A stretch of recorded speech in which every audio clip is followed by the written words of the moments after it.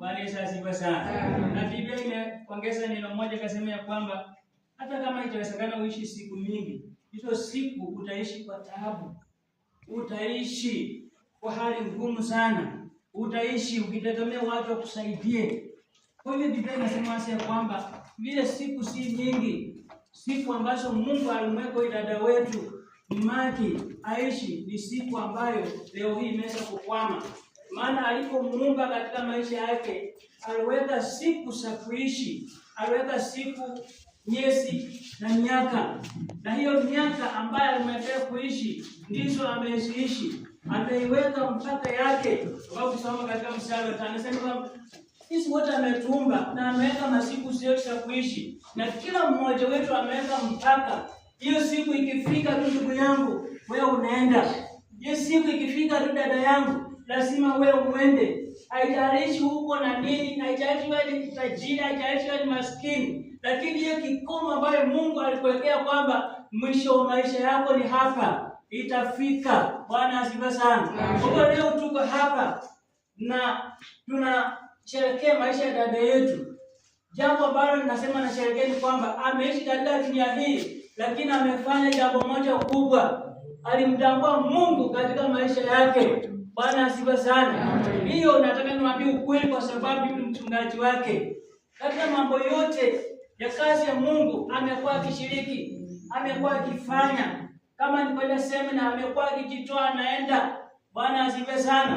Amekuwa akijinyima pia kwa kumtolea. Kwa hivyo mama wetu huyu ameishi maisha yake ya dunia hii na ameishi katika hali ya kumjua Mungu. Kwa hivyo natambua kwamba jamii yake, iwapo mtafuata hiyo mtindo ya huyu mama, mtaweza kuishi vyema katika dunia hii.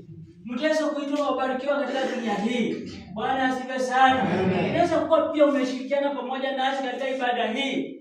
Wewe pia nataka nikwambie kwamba iga mfano huyu mama.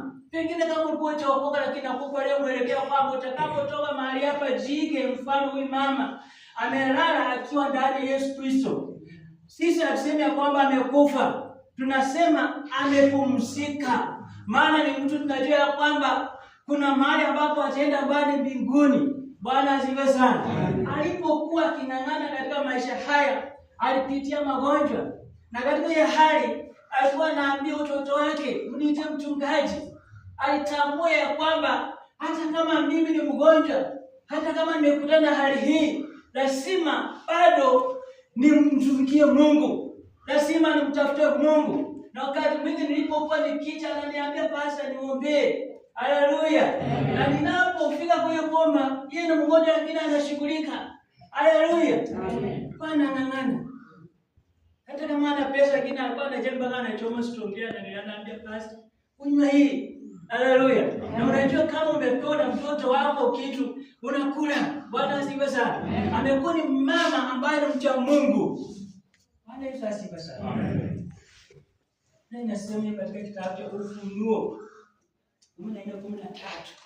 Bwana asifiwe sana. Kuna kitu nataka tuangalie hapo na kumalizia. Ufunuo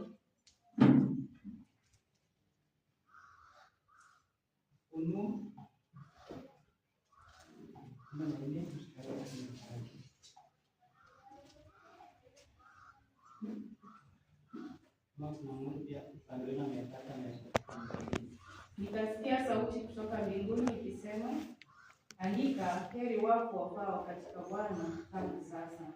Naam, asema Roho, wapate kupumzika baada ya taabu zao, kwa kuwa matendo yao yafuatana nao, kuvuna mavuno ya nchi.